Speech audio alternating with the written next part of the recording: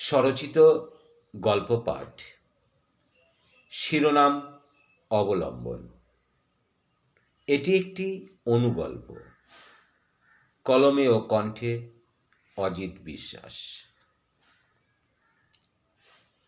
অপূর্বর দিশাহীন চালচলন দেখে তাকে কর্মমুখী করে তুলতে বেশ কিছু কথা বললাম। তাকে বলি, তোমার ভেতরের যন্ত্রণাকে শক্তি বানাও, আর তোমার প্রতি হওয়া অবহেলাকে মরতে দিও না। তুমি বেকার বলে বন্ধু দলের কাছে ক্রমশ যে মূল্যহীন হয়ে পড়েছ, সেই মূল্যহীনতাকে অনুভব করতে শেখো। আর্থিক অনটনের জন্য জীবনের যে বড় পরীক্ষাটি তুমি দিতে পারলে না, সেটা কখনো ভুলে যেও না। আমি মনে করি অপূর্ব, তোমার মধ্যে সেই ক্ষমতা, সেই সাহস, সেই মেধা, সেই উদ্যম এখনো আছে। তুমি শেষ হয়ে যাওনি।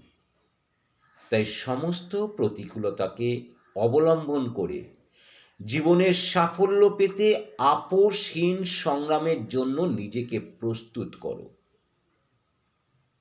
এই লড়াইয়ের একদিকে থাকবে প্রতিকূল পরিবেশ, আর একদিকে তুমি।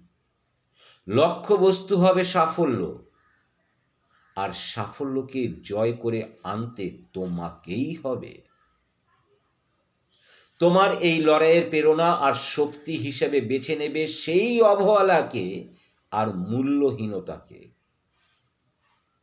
কথাগুলো শোনার পর অপূর্বর চোখে জল চলে আসে। কিছু একটা বলতে চাইছিল। আমি বাধা দিয়ে বলি, তুমি পারবেই পারবে। সে বাড়ি ফিরে গিয়ে নিজেকে প্রস্তুত করে প্রতিষ্ঠিত হওয়ার জন্য। আজ অপূর্ব সরকারি কর্মচারী, অনেক বড় দায়িত্ব তার কাঁধে। গল্পে ব্যবহার করার নাম কাল্পনিক।